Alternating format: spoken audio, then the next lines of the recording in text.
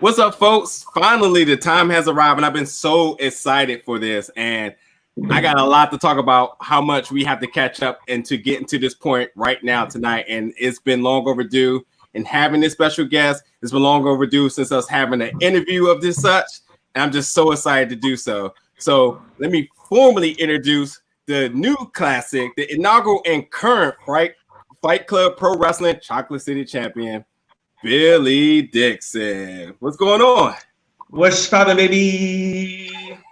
So, first of all, I'm gonna need you to come up off that shirt. I'm gonna need all parts of that. Yes, sir. I'm gonna need all parts of that. You already know. Got rep for my generation, the 1990s. That's right. So, like I was telling the crew, then I was like, you know what? I'll just save it for the show. So the last time I seen you, and we'll play a little catch-up history game. You said you came up to me and we was chatting. You was like, "Hey, I'm a fan of your show. I like all your hard work. We got to do an interview." And I said to you, I promise you will be the next interview that we do. And we have not had an interview since 2019. Google Hangouts definitely fell off ship somewhere, and we were like, we need a respectable replacement. Skype is not good quality. We were not going to go that route. We were not going to waste anybody's time and put out trash, content. So, like I said, since then, it all led to this point, and not even just that too, because we'll get to even that point. First time I seen you, Sink or Swim, Nova Pro 2018, next month, back at the Old Dominion Rumble. And fast forward to that, in 2019, me and Will, we had our interview with Primetime Pro Wrestling with Gator and Lolo, which was an amazing interview. And it was just the energy that we needed back in the city after, other promotions obviously sank. But that's the right word. Nonetheless, the one thing that I don't know if it was during the interview or if it was because we hung out for about 4 or 5 hours. We was there like all day. But the one thing that really stuck out to me came from Lolo and Gator. They said that they adamantly wanted Billy Dixon on their shows, not shows. They said Billy Dixon is going to be a staple in this promotion, and that's who we want in here. And I know you couldn't make some of the first shows because of other bookings and stuff, but they knew once you came in, you were not leaving. So going back to when we talked at the last show, you said you wanted to do an interview. So we were doing in-person interviews, but I talked to Will. I was like, oh no, we can't do a 10, 15-minute runoff with him because we got a lot to talk about. And we like to, create the platform so we can talk extensively as we can about you to make sure our audience, our fan base, and our whole town know who you are. And nonetheless, here we are, finally getting things going. And like I said, since you have arrived, you have conquered. You've laid your print everywhere, and it's really powerful. You have an amazing story and testimony, and I just can't wait to really tap into some of that. But I have to say before we get started with everything that's happening right now in the world, just a really simple question, like, how are you doing and how are you feeling? Well, thanks for having me on the show. Appreciate you providing a platform for myself.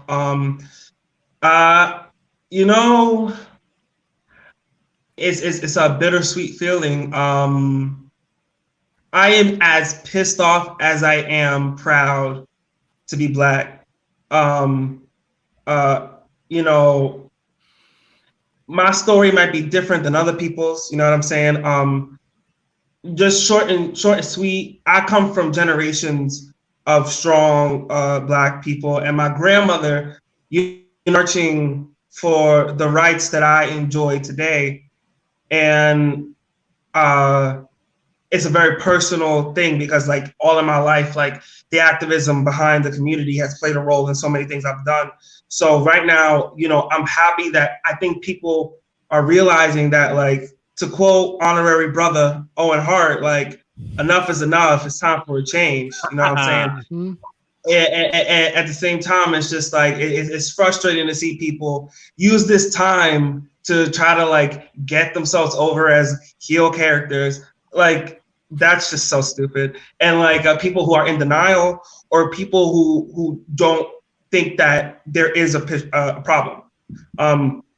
So it's frustrating, but I'm it's day by day, case by case, but I'm alive. And that has become a privilege instead of a right at this point.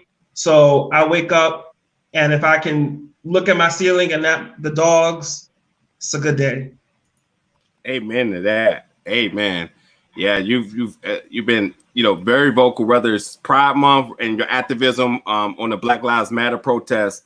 You've been anything less than humble on this, and that is well appreciated and well needed. Because we talked a little bit on our last show, but silence is ignorance, and like you said, everybody's tired of it at this point.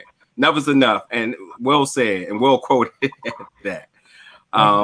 But yeah, let's get, like I said, let's get the fans acclimated with you just a little bit. Just anybody who just been under a rock, which is sad, and anybody's listening to us, which is sad, because we always make sure we put on our home base and talent and shows and talent. So, but let's go back to New York just a little bit. Now, Damien definitely will step up here because there's a little bit of a connection going on here.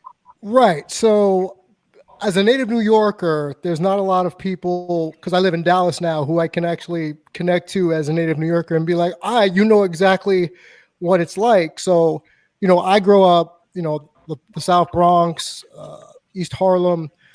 So I saw that you yourself, the 718, rep in the Bronx. So I was curious, as a queer Black man growing up in the Bronx or living in the Bronx, the dynamic shifts for you. How did you deal yourself with living in that environment where we're bred to just be tough? And I know you mentioned your grandma, but we're a program to just be tough, don't show emotion, yada, yada, yada.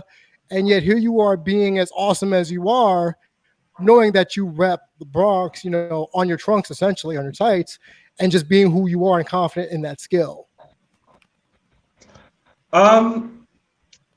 Honestly, I wish I had like a really like concrete answer for that. I just feel like I was born and I'm allergic to the give a fuck gene. Like,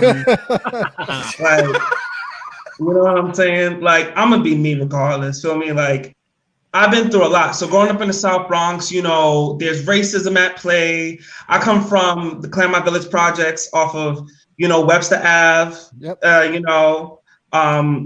And I've seen stuff go down. Some stuff has went down with me.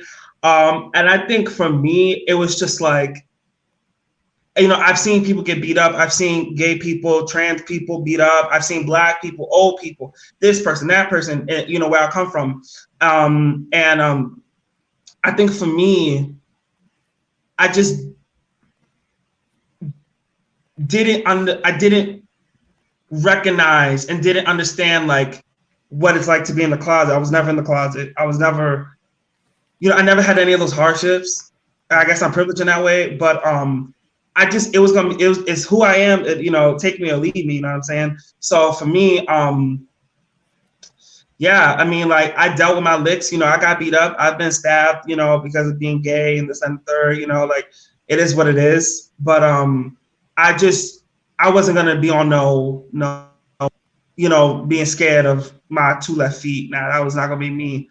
And I think that even though people were homophobic or whatever, or just didn't vibe with me, I think that there was a level of respect because like he get beat up, but he keep coming back for more. You know what I mean? Or like he doing his thing.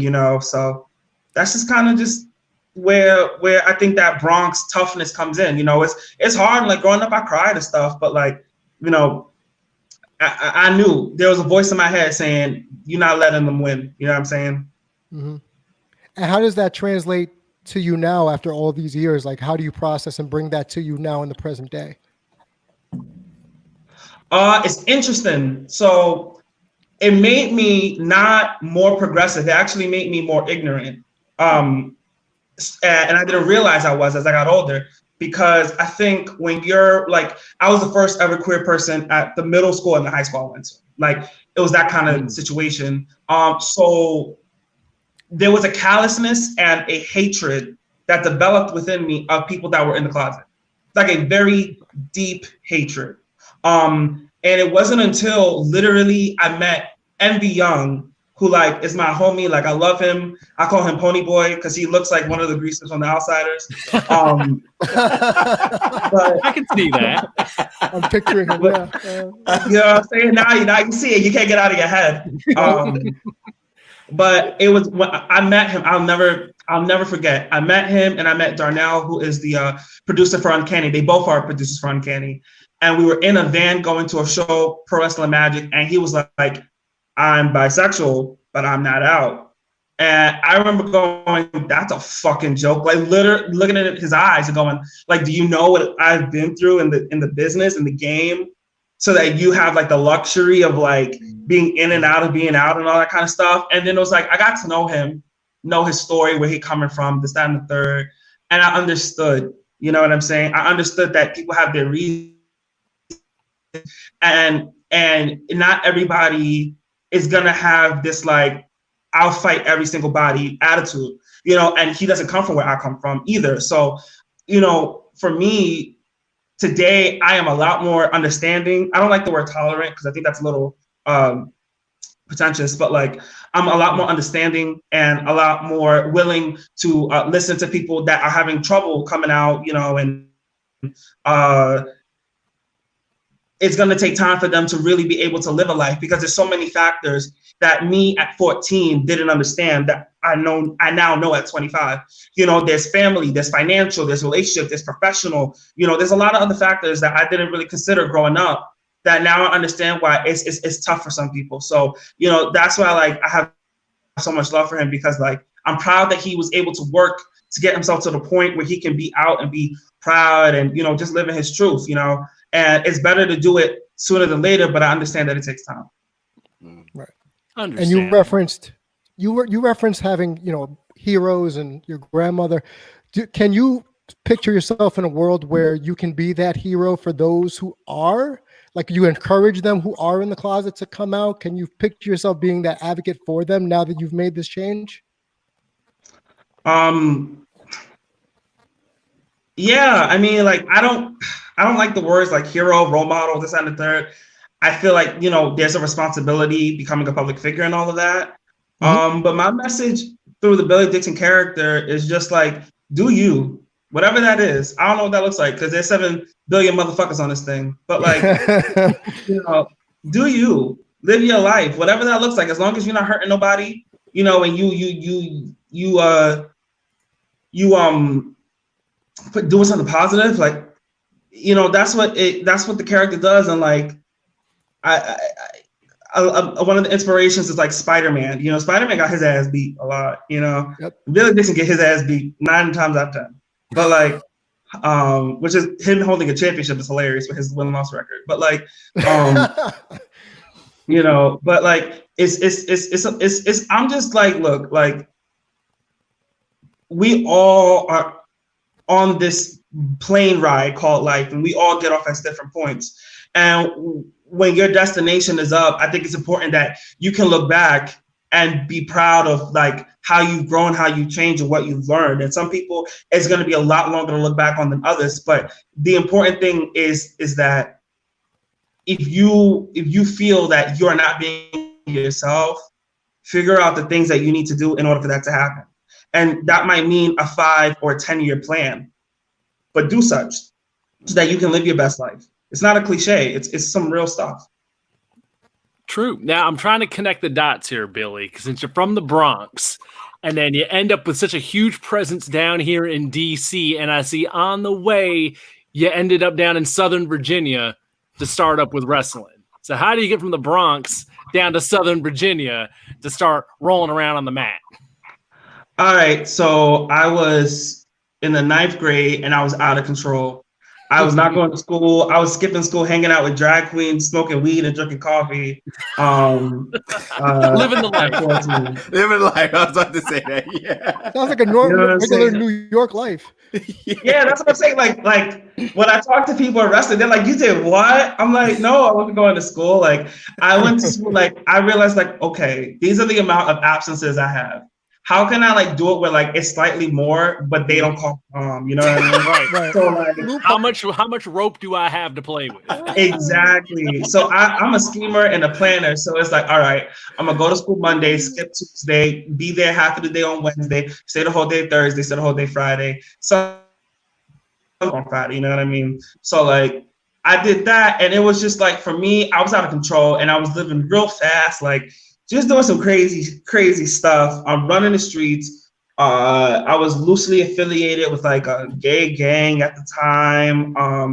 I was just not doing things that would ensure that I would live to be where I'm at right now. I'll put it that way. And my family, my aunt bought a house in Virginia, and she wanted everybody to move with her, especially after my grandmother passed. So we all moved this time the third, and then I wound up in Virginia, graduated high school in Virginia, went to college for a little bit. I didn't want to go to college, it wasn't my choice. I was doing things to make my family happy and not me happy. So then in the middle of a test, I went to a live event and I saw Sasha Banks Russell, and I was like, all right, I'm good. And I like in the middle of my test, I just gave my test back. I was like, I'm good. And then the next like week or so, I looked up wrestling schools. And then I started training at Hampton Roads Championship Wrestling in Norfolk, which 10 out of 10 would not recommend anyone to train at. 10 out of 10. And then that's how we get to me starting wrestling. Nice. So we know where to avoid at least. Start out. Wait, hold on, I can't hear y'all. Let us know when you can hear us. You hear us now? What happened to the sound? We can hear you. Yeah, we hear you okay. Hold on, guys. I can't hear you. I don't know what's going on. Take your time. We're having a little bit of technical issues with our special guest, Billy Dixon, for the night. We'll get it worked out in a second. Make sure we're all good.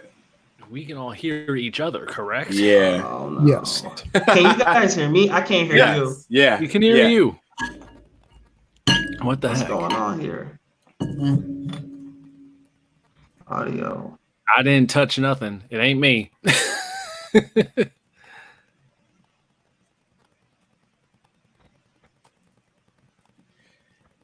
Good thing about Will. Will loves to. Okay. I don't know what's going on. I might have to dip out and dip back in. Yep. I don't know what's going on. Hold on. I got That's fine. Exit and re-enter. Yeah. Got you.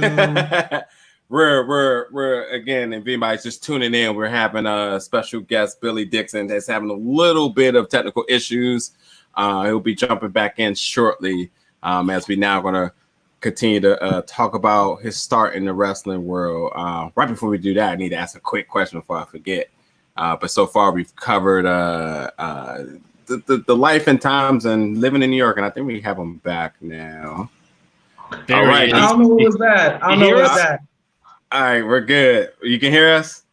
Mm-hmm. All right, cool. So I just got to say, somebody need to be giving you credit for bringing swag down to Norfolk, Virginia. because they ain't never seen somebody rolling like you in that area. A man with class out here. Like you said, the new classic. So somebody owe you a royalty check somewhere. The one thing I want to ask real quick before we start talking about wrestling is, you know, you've been on the you've been out on the streets. What's the state of the protest out in that area? So they're happening every day. And it's a mixed bag. Some days it's real peaceful. Everybody's, all parties are civil. And then in Virginia Beach, there was a setup where they did the whole "we're on your side" while they were simultaneously boxing everyone in, and then all hell broke loose.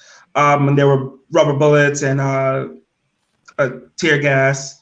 There was some issues with one of the protests broke up one of the major highways and bridges, which that got pretty testy. And then there are protests right now that I didn't know about until like an hour ago that were happening at one of the Confederate monuments in Portsmouth, Virginia, which is like a 20-minute drive from here.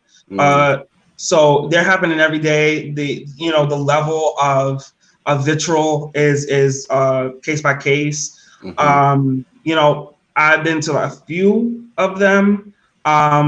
And if I can't go, it's usually because I have to work my job and I'm an essential employee. So it's the kind of thing where I gotta work regardless, but it's uplifting. It's also incredibly concerning because, I do feel like there is gonna be an escalation because not only are the police getting pissed off, but white nationalists are getting pissed off, and the Ku Klux Klan is getting pissed off, and regular, Betty and Joe Beer Can are getting pissed off, and I think there's going to be, a rise in some situations happening because this summertime, people hot, and people have been cooped in their houses for months and months and months. And a lot of things are coming to the surface, and a lot of people feel boxed in for different reasons. So I think what we're going to witness is some shit go down. But I think that the message has been made clear, and I think that the changes are enacted. And there is the Million Man March coming this August in the DC area as well, which I will be attending. The only thing I couldn't attend is if I had to work because I work for an old folks home, and their lives are important as well. But that's kind of where I'm at right now with that. But it's dangerous. When I went to the first protest, I called everybody. It was looking back, I can understand why people were very upset with me because I called everybody and I was like, look, I'm gonna keep it straight with you. If I don't make it out of this thing alive, it's all love, this, that, and the third. But these are the kind of phone calls that you have to make. It's not like a flair for the dramatics. This is the reality. That it can be that way. I swear we can talk about that for like another 30 minutes. I've been telling people, I said, just because it's being brought to people's attention now, being African American for this amount of many years, this is the life that we live. At any moment that this can happen. Just thank God now you have the opportunity to say, now if this does happen, because a lot of us, a quick jog, quick trip to the mailbox, and you don't even see it coming. So I thoroughly appreciate that message, and that's literally the message that that needs to also circulate with it. As much as we're doing on our end to get the word out there and the protests and so on, it's also citing evil from underneath. So so that's why it's always like I said, just ask people how are they doing. Damien's been really adamant about that as well. It's just checking in, people saying, well, how are you doing? Because it's a very still intense time. As much as it's prideful and everybody's happy, it's still, like I said, the second wave of the pandemic that's always been here the entire time is coming. So I mean, there's a couple things, if somebody's watching, that I would implore them to do. Number one is to do your research on things like tear gas and rubber bullets and how to protect yourself. Number two is you have to have a contingency plan if you're not able to get home. Number three is you have to have emergency contacts. Not only you can't really do the Sharpie thing on your skin because your skin is going to sweat it off. It's summertime, so that don't work. One of the tricks I would tell you is if you take an index card and you fold it a bunch of times, tuck it in your sock, and put it on top of your foot, not on the bottom because it'll sweat out. But if you put it on top of your foot, then if you go to you get locked up, you gotta make a phone call. You can just pull it out, and then you got the phone number. Another thing is that establish time differences. So tell somebody, if you don't hear from me by this time, give me 2 more hours to communicate with you. That's the cutoff point where you just start racing to see if I'm getting arrested. And the third, and don't go by yourself. Go with people, and you can protest. We're not seeing, some examples are not that great, but I was able to protest the couple times I went and socially distance. You got to have your mask, you got to have your hand sanitizer, and if you can't protest, there are so many things you can do besides walking. And if you are in the side of a protest, you can be one of the people handing out waters and drinks and things like that. You could be on the sides. There's a lot of different things you could do, but it's really important that you take your time and make sure that you're creating a plan for yourself to make it out of their lives. And I think that a lot of people are just doing it and they're not thinking. And I think that that's what's causing some of these issues. not their fault that they're being attacked at all, but you gotta have you gotta think. You go into war, you gotta have a strategy. You know what I mean? Yep, right on. All right, well, so let's transition over to Primetime Pro Wrestling really quick, or just Chocolate City in its entirety. I like Chocolate City. Hey, you're the champion of it. I am the champion. That is a great name for a champion, though. To be quite honest. Yeah, it's dope.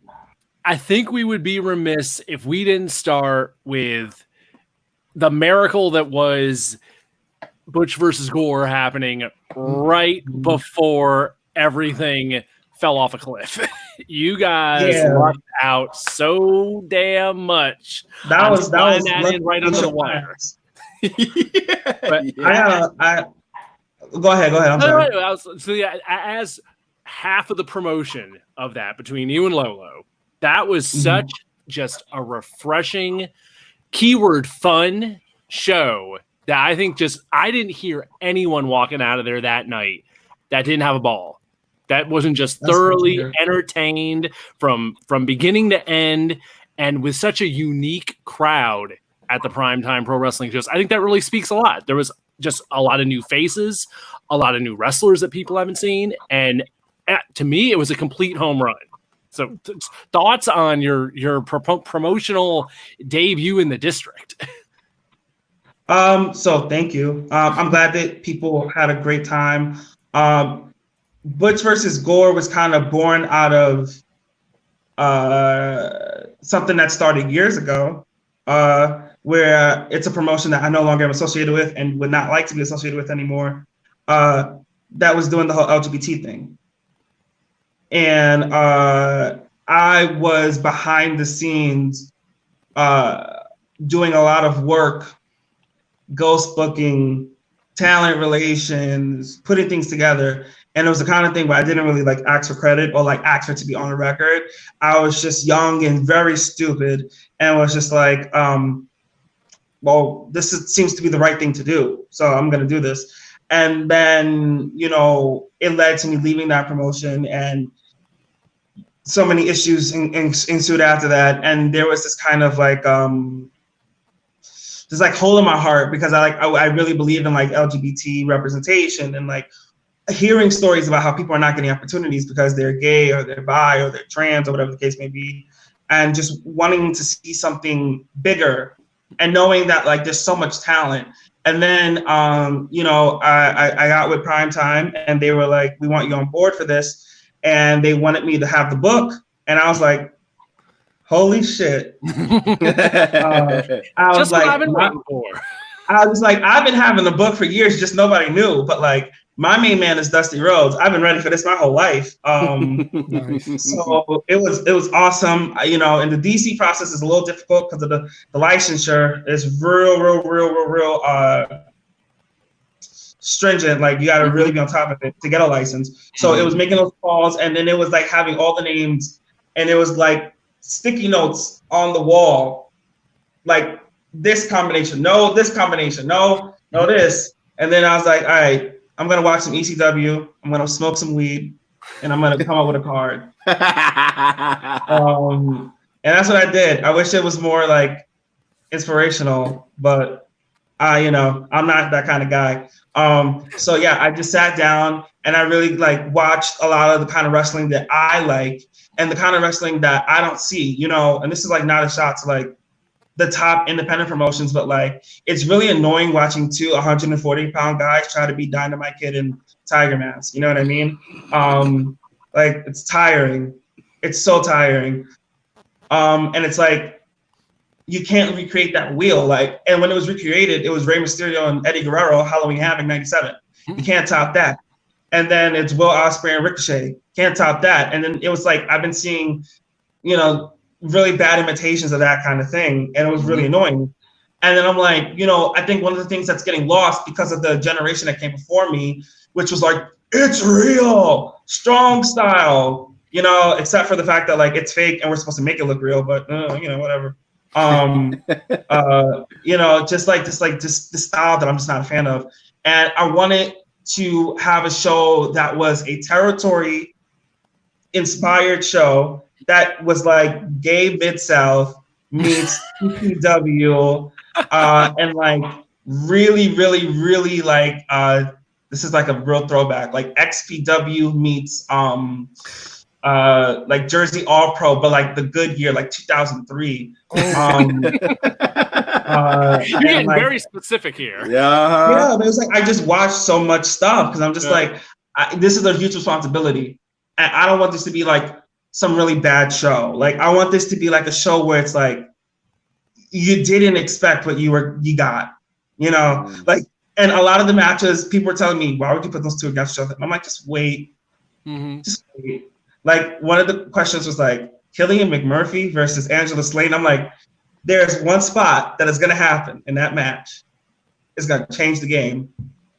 When he clotheslined a woman that just had neck surgery, and that place was pissed. I was like, you know, like it hits me in here. That's the kind of stuff I live for.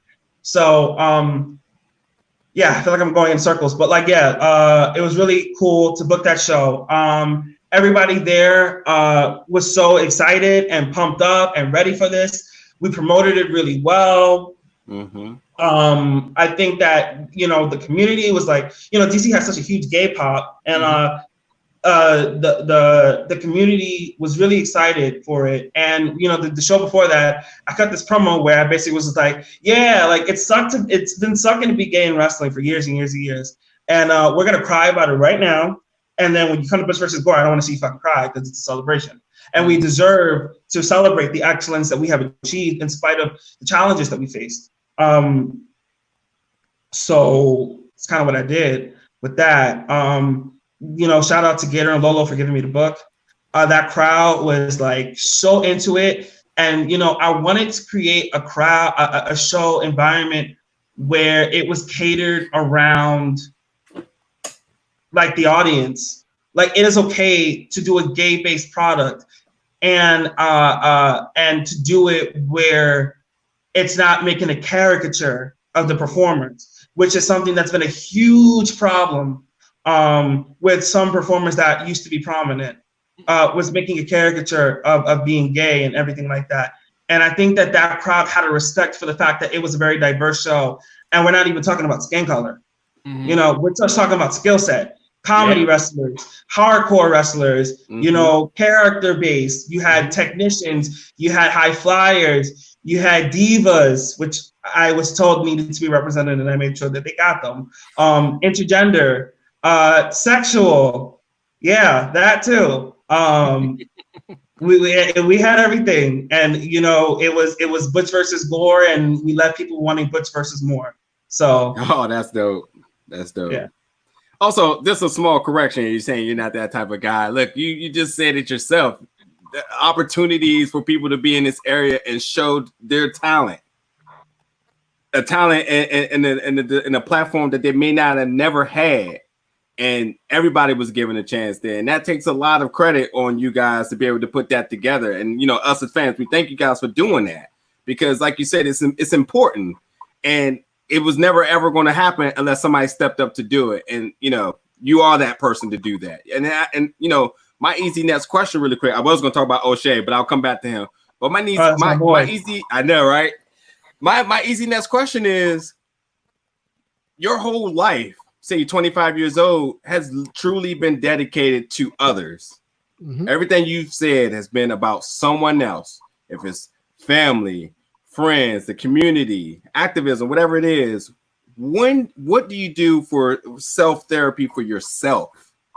Because I've never heard you say anything. Everything has always been for them or for us, or you know, for you know, the greater good of things. But what about you? Oh man, I feel like I'm in therapy. I mean, I've just always been that kind of guy. I've always been, you know, I'm like the mother who makes the Sunday dinner and like watches everybody eat, and then when they're done, I like eat and clean.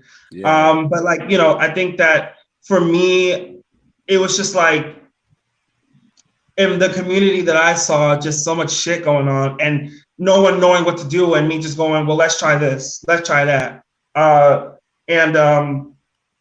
You know, I've always been a helping hand, and I guess that just comes naturally. I don't like make it a big thing about it, but for me, quarantine has kind of been like the opportunity for myself to really do some stuff for me.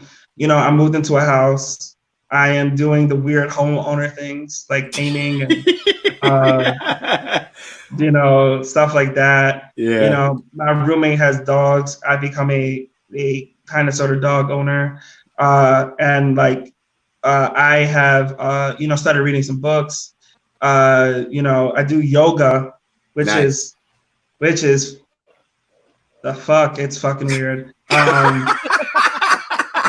Oh, it is. It is. People think it's easy. I don't know my body can move that way, and I didn't know it could hurt so bad. This is from a pro wrestler, folks. Worse than taking bumps. Oh yeah, I'd rather do a death match than do yoga. I'll tell you that right now.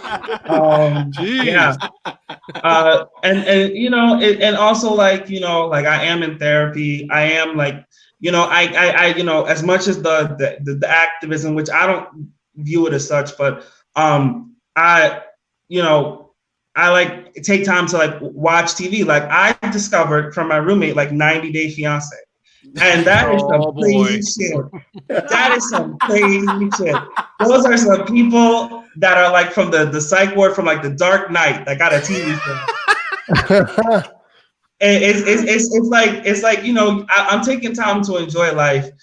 Since I started wrestling, it's been go. I haven't really done anything. And wrestling's been a lot harder for me than it has been for some of my peers. And there's been a lot of personal things I've gone through, some really like tough things I had to get over. So for the first time, I'm really like enjoying life. As sad as that sounds, but it is what it is. So I'm really like enjoying this quarantine. Like, kind of came at the right time for me personally. Not that human life should be, you know, like celebrated in its loss, but like, it, you know, I've been really taking full advantage of that, and I'm living it up as much as I can.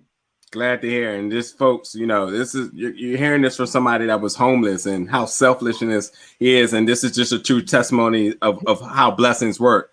As you say now, living up in his house, painting, and just relaxing, kicking back. That's how it comes full circle.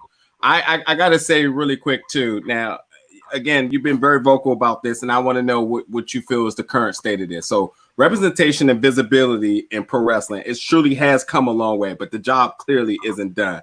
What do you feel are the next necessary steps for awareness and inclusion?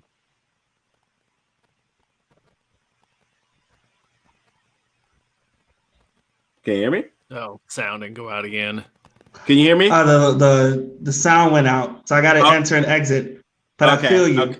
I feel you. Why are we having these technical difficulties tonight? Don't forget to ask him about O'Shea, by the way. I know. It's right in this right there. On the finished version, we can edit out the hiccups. Oh, wait, here he comes. All right. And okay. we're back. He's back. Sorry, right. I got a real old phone that's cracked up. So I heard you halfway through. You were talking about representation and visibility, and then it cut off. Yeah, so like I said, representation and visibility in pro wrestling has come a long way, but the job isn't done. What do you feel are the next necessary steps for awareness and inclusion? Okay, so for me, I have a different approach than some of my peers. I'm not interested in working for somebody who doesn't want to have me. I'm not interested in working for somebody who feels put upon to have me. I think that the time for us begging to be in places that don't give a shit, you know, I think that has to stop. I think that we really need to put a focus on the places that do care and really pumping up and really putting our time, our energy, our resources, our tweets, our retweets, our likes, shares into the places that are really doing the work, and we're doing the work before it got you cool points and woke points. And for me, it's like, you know, one of my goals is to have a singles match at WrestleMania. I am pretty sure that door is closed. It's cool, whatever. You know, I know a lot of people want to wrestle for like GCW and all that kind of thing. You know, it's cool that, you know, it took, you know, public protests for them to finally like have more than one Black person on their shows. That's awesome. You know, I will never beg to be on somebody's show. I will never plead. I let the talent speak for itself. I think that for me, I'd rather really work at creating the foundation that is Fight Club Pro Wrestling, Primetime Pro Wrestling. I would love to work at Flying V. I know that that's just a matter of emails. Uncanny Attraction, Pro Wrestling Magic that has me. There's some other places that I was supposed to debut at that I don't know with Corona and everything, if that's going to happen. And I know that my ascent is on a different level. But for me, I'm interested in places that want me for me, not because I fill a quota and not because they want people to shut up. So for me, I think that creating a space and protecting it, we look at history when, our people created neighborhoods and they prospered. We have to keep that same energy within wrestling. And, I'm not going to applaud a fish for swimming. Mm-hmm. I'm never going to thank a person for not being racist. And I really don't like that people do that. And I don't like that people applaud people for doing what I consider to be the bare minimum. Mm-hmm. A lot of and a lot of it has been me behind the scenes asking just like, why don't you think this person is good? Or that person, like, why are they not on these shows? And the question is, we just don't see any Black talent that works for our fan base. Mm-hmm. And it's just like, with IWTV, YouTube, social media, there are very little excuses for not finding the best Black talent in the nation. And I'm not saying I'm one of the best Black talents. I'm just saying Darius Carter should be on Wednesday nights and not the guy who's doing a terrible impersonation of him.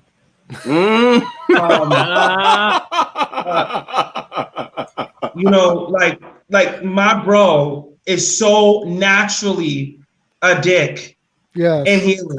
And he doesn't have to continuously wink at the camera to let you know that he's the bad guy. You know what I'm saying? I'm proud of like Sonny and Nyla and all of that. And I don't know Jake that well, and I don't have positive or negative things to say about Jake. Jake's just Jake, but I'm cool for them getting those opportunities. But at the same time, it's just like there are talent that are on the radar that are just being passed over. It's like, okay, they booked a bunch of Black people, but then they booked a bunch of Black people in 2-minute squash matches where they got like 3 strikes in. I'm not applauding that. Right. I'm not applauding that. I'm not applauding, all of a sudden Apollo Crews becomes the United States champion when he came in and the word on the street was that this guy was going to get the hand of God push to win the strap. Like what? You giving him reparations 5 years after wasting his time? I'm not applauding you for that.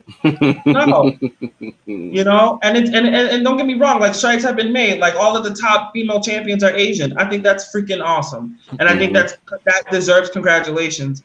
But at the same time, I'm not gonna necessarily applaud that because part of wrestling lore is that Asians from Japan are seen as superior. So that kind of goes along with the tide. And against the tide are a lot of other people that are not getting opportunities. So for me, instead of begging and pleading for the change, because I know too much, I know that can't happen, because if anybody with the brain saw that a show was on Fox, and the first show that they had on Fox, a Black man lost the world championship in 8 seconds on Fox. Mm-hmm. You already know what's gonna happen. Mm. But I don't know. I'm just an independent wrestler from Virginia.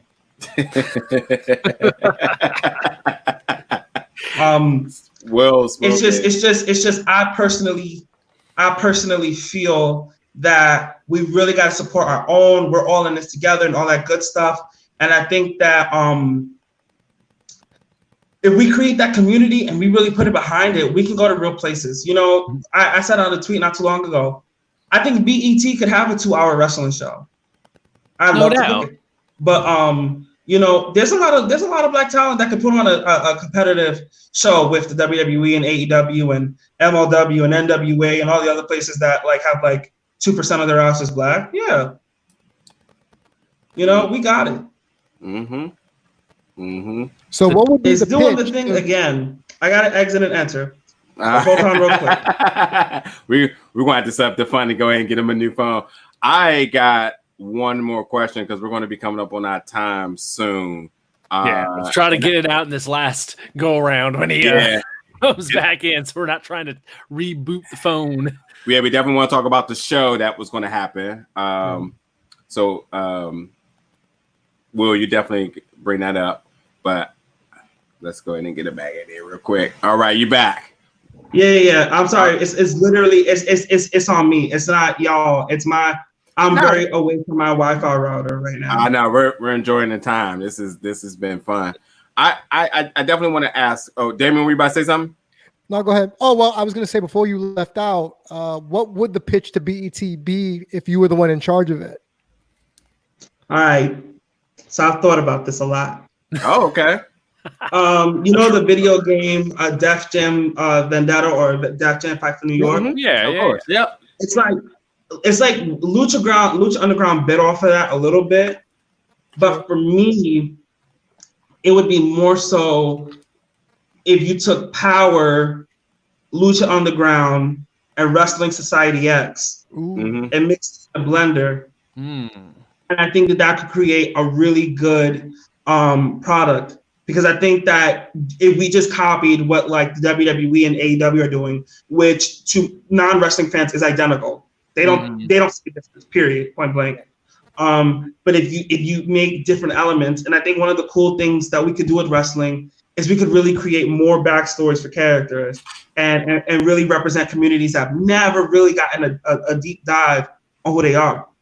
And you do that, and you provide these characters and you make them real. You don't make them over the top, and you give them motivations. Like it's also like the video game Tekken, where like every character has like a video at the beginning and a video at the end, and they're all fighting for something. I think that it can be more than just like what we see. I think that wrestling in 2020 can be a lot more imaginative than sticking with status quo. Oh yeah. So while you're booking here, now in the beginning of the show, I talked about the promise I made, and recently you made the fans a promise, and that is Paris is Bumping is still going to happen. I need to tap into the brain about the process of that. What can we expect? And I know right now the world is on punishment and all, but where could you kind of see how this is playing out as far as getting things back on track? All right, so I smoked weed and watched ECW. And I watched Paris is Burning. I watched a documentary called Kiki. I watched there's another documentary I watched called the Check It, about the first gay gang in the Washington DC area, and they like changed their lives and like have a fashion line. It's really cool. And for me, there were gay promotions that were not booking a lot of Black gay talent, and it was pissing me off. And I remember working on the posters for one of the shows that I was a part of, and there were only white talent, and I was just like, holy caucasity. And the promoter was like, is there a problem? And I'm like, yeah, you have a lot of pepper on your roster, and all I'm saying is fucking sea salt. And that's not fair, on the advertisement. You feel me? So it was just like, look, I don't think that there's other promotions that have started and stopped. I'm not gonna name names because I don't have the energy for the messiness with that. But there were promotions that were like, oh, we decided what inclusion and diversity is, and we're gonna rise to the occasion and do that. And then I was like, well, where's the Black queer talent? Not even myself. Like Ashton Starr if Bret Hart was gay, had dreads, and was Black, where it is debatable if Bret Hart is Black now. Just want to point that out there. It would be Ashton Starr. Ashton Starr is like the best technical wrestler out of the whole gay community, and like AC Mack is like so like good at like just getting real legitimate earned heat, and it's like Caden Pierre is like an up and comer that has a lot of potential, and you got Saint Sinclair, which he can be a really good manager, or he can be a really good like exciting like second match. Like and then you got like Razor Clark, and you got like Karen Bam Bam that's training out at CZW. Like, why are they not represented? And why is Joey Ryan the most successful gay wrestler in the country? Mm-hmm. Like, it don't make sense. And he's not even gay, but he's always on Pride shows. That's bullshit. Mm-hmm. So I have problems with that. And I made that known to the people that I knew that were on some of these shows, and I'm just like, yeah, that's not what it is. And for me, I was just like, I'm going to do something. I don't have the money to do it, but I'm going to do this experiment. I'm going to do a no-ring deathmatch show and a ball at the same time, and all hell will break loose, but it will be so awesome. And I just started putting matches together that I think no one would notice, and it's a really inclusive event. It's not just Black talent, but it's all talent, and it's LGBT talent, and it's really good allies. Like Faye Jackson was going to judge the ball, and it's just like Felicia Rose, who is I believe she is pansexual or bisexual, I'm not sure. She's an up-and-coming manager, who is the reason you see all these workers having OnlyFans in the middle of a motherfucking pandemic. Because if it wasn't, I'm telling you, if it wasn't for her saying, yes, I am the face fuck me Finn girl, and I do sex work, and I am still an asset to the business, a lot of these girls wouldn't have done all of these OnlyFans, and that's just the truth. And I always felt that she was not a part of the LGBT, conversation. And I wanted to have her in, and I wanted to book a show that was like Smoky Mountain on acid, like what a description. And like there's like when the show happens, it's like I use things like managers and valets, and people cut promos, and people do things that have nothing to do with them throwing a punch or a kick, because sometimes for some people the money is in them. You gotta wait to see them do the punch or the kick. You don't always gotta do matches on the show. A lot of independent wrestling promoters only want to book you to do a match, which is a really bad strategy, because if they really wanted to make more money, they would have, for some talent, their first match be a big money draw. Mm-hmm. But whatever. And there was a lot of things I really wanted to do with that. And, working with Casanova Valentine was like something I respect him. He's innovated the no-ring deathmatch. He's a great ally. He's always been good peoples to me and good peoples to the queer community. He always has queer people on his shows. Every single one. He's always had a queer person, and I respect that. And he's always been 100 with me. And I worked one of his shows in February, which was a benefit for the Trans Women of Color Collective out of New York City.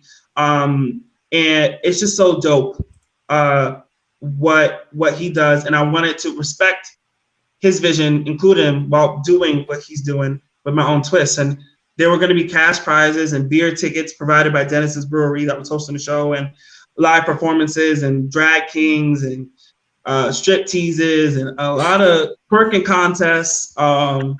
It was gonna be a different kind of show, because in this show, the fans can have their moment of being the star without them taking a bump. Because I don't believe in like putting a fan in the ring and like saying just stand here and like kind of sort of fall. No, like I'm not gonna get somebody hurt, but in a way that they can practice and things like that.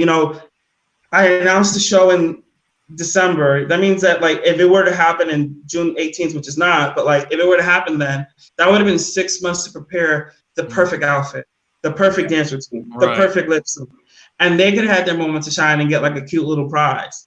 So for me, it was a really new way of looking at a wrestling show. Besides, like the interaction doesn't have to be at the merch table. We can make that a whole new type of thing. Yeah. So that was the what we're going for when we get to it. Mm. Billy Dixon, the promoter, has ideas, and I'm all for that, because we need different types of shows. Yeah. Anyone can go and just see wrestling. It's all about putting a different spin on it, and heck, just different ideas. I'm all for it completely. Mm-hmm. I would really like to see different stuff. And there's so much that we have not even touched the surface with. Yeah. Like one of the things I would really like to see, like I know that there's the cosplay promotion that runs in the area sometimes. Yeah. Like future styles of wrestling. Yeah. But like there is one thing I really want to do before I retire, and yes, I was intoxicated when I thought of it, but I really want to do a Pootie Tang tribute wrestling show. No. You have my attention. Interested? Pootie Tang is like the greatest movie ever. Sarate. And I love Pootie Tang so much, and it's so stupid that it would be the perfect wrestling show. And it would be a way for wrestlers to have like a different kind of night where you're not doing the same old shit, you know, like. And I talked to Faye Jackson about it. And she's like, "Oh, I'm definitely in. I'm definitely in." And I think that we could do so much. You know, we don't gotta just do this serious. I'm gonna fight you. We're gonna do the same thing. Like we can really have fun with it. I think a lot of the fun has been missing in wrestling. Yes. And I think that it's important to bring it back because like there's like the Gray Sweatpants Battle Royal, for example. Like yes to that. Like yes, like that is good shit. That is for a crowd of people that watch wrestling for a different purpose. And like Effie's Big Gay Brunch having like a live customs match. Like I applaud my brother for acknowledging a part of the fan base that has always been there. Yeah. WWE champions have done customs, bro. Yeah. Like yeah, it is what it is. And like women's champions of today have done customs and made a lot of money off of it and want to pretend like they didn't. Like, no, like let's service every part of the community and the things that they like. It's a big pie. It doesn't have to just be us like kicking the shit out of each other. That's boring. Yeah. Everything don't need to be serious. And I think the more outside the box you go with these ideas, the more people it attracts that aren't primarily wrestling fans, and they have a much more open mind to what wrestling can be. And you bring in people like that, you're still selling tickets. Their money's just as good as anybody else's. So if the hardcore wrestling fans aren't into it, it don't matter. Hey, you got these 50 people over here that are. So hey, as long as they showing up. Maybe they could take a break so they can save $15 and buy some deodorant. Feel me? So like yes. Oh man. Look, I got one final question and then we'll wrap up the show for the night. And this is just it's very simple. I'm gonna say 3 names and you just tell me what it means to you. Chris Canyon, Jared, and Grandma Dixon. Jared Evans. Yeah. All right, Chris Canyon. I wish I could have given him a hug and told him it was gonna be okay. And I wish he would have known other people in the business. Because he was the man. He was like really fucking talented. Oh yeah. And he's very influential. That's a tough spot for me. Yeah. There's a reason why I named the Battle Royal after him. Yeah. Jared Evans is my best friend. I was going through some really tough times, and like I was like, look, I need to stay for a little bit before I get my house. And he was just like, you can stay with me. And like we like have traveled on the road, and like when we first met, we hated each other. That's usually how you know you're gonna have your best friend for life. Yeah. I could stand that little 5'7", but like we get to know each other. And when I was watching Bush versus Gore, there's one thing that I don't think I've ever talked about. When I watched him get that pop on the Meteora from the Taker gimmick, I started crying. Because he has never gotten his whole career. He's been wrestling. He doesn't like to let people know he's been wrestling almost a decade. And he's never gotten an opportunity. And he has been absolute shit for those 10 years. And people have been really awful to him and have conspired against his success. And for me, as a friend, he's done a lot for me. And that was like the biggest gift I could give him, was just do your thing, bro. Go out there and shine. And he did, because Gator was like, shit, if he was that good, I would have put him over. And he would have won the match. But yeah, I can't say anything more positive about Jerry. I love him to death. He's family for life. And my grandmother is to me, my inspiration of what perfection is. A strong woman who raised 7 kids, 20 grandchildren in a 3-bedroom project apartment that she lived in until she died, and who I remember knew I was going to be a wrestler. I remember creating shows on, it was SmackDown versus Raw 2006. The main event was Kane versus Chris Jericho versus like Shelton Benjamin in a Hell in a Cell. And I played the game in front of her. She was like, that was so cool. She didn't know what the hell was going on. But she just, you know, she always supported my dreams. And she is such an example of just like fight for what you believe in. This is a woman that like helped bring gang violence down, who helped people get on their feet. You know, there was these people who were gangbangers in the neighborhood who would do errands for my grandmother because she had that much respect for them, and she did a lot for them. Who was in the church, had me in the church at a young age doing pantry and you know, giving clothes away and things like that for people that were homeless, which is where my homeless advocacy really comes from. Is from that younger age. And to me, I just think that I try to live life as what would she do? What would she want me to do? And, you know, unfortunately, she never got to see me wrestle, or do anything in life outside of, you know, some stuff as a kid. But I think that for me, like, I'm very grateful that I have such a positive role model and example. When I'm lost and when I don't know what the right thing to do is, I think of her, and that really helps me through. So that's my word association. Awesome. Just perfect. And I think that's a great spot to probably wrap it up on for the night. And Billy, whether it's Primetime, whether it's Fight Club, whether it's New York City, the Bronx, Virginia, wherever, where can people find you at to keep track of what's going on with Billy Dixon? Uh-oh, we lose him again. No. Right as we're trying to go home.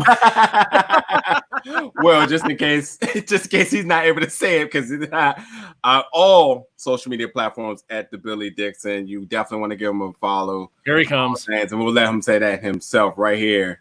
And again, where can everybody follow you at and find you at on social media? All right. So I have Twitter and Instagram, same thing, at the Billy Dixon. I have a What a Maneuver merchandise store that will be coming out within the next week or so. Awesome. And if you have a couple of dollars, please consider making a donation to the Trans Women of Color Collective out of New York City. That is at TWOCNYC on Twitter. And the website at the link will provide you information on how to donate. And that's all the places. And if you want to like give me random money, you know, if you're feeling froggy, you know, I got a Cash App and a Venmo at the Billy Dixon. So, you know, give me a couple dollars or whatever, so I can, you know, enjoy some pizza, you know, or some lovely devil's lettuce. I enjoy that a lot. And if you want to book me for your professional wrestling event or whatever engagement you would like, I can't do weddings. I'm not an ordained minister, but my email is bookbillydixon@gmail.com. Right. There you go. Well, it's been a very, very fun show. You know, thank you so much for, you know, sharing your story, your testimony, and all the hard work that you've done for everything around you, for others, and just the entirety of selflessness that you just display. You know, I've always said every time I say give you a hug, I love you. We love you here at the Big Gold Belt. You always have a seat here. Always let us know if there's anything you can do, man. As always, stay safe out there during the protests. And, you know, we'll get through the pandemic. I cannot wait to see you back in Washington, D.C. doing what you do best. Hell yeah. But until then, folks, everybody that's listening to the interview tonight, thank you so much for tuning in. You got our social media. Give you found, give a follow. Help a little with donation. At the day, it's still independent wrestling. As you know, the pandemic has affected people in their bookings and so on. So any little thing helps, like I said. But until the next show, everybody, I hope everybody the best of wishes. Stay safe. Much love, and we'll catch you next time.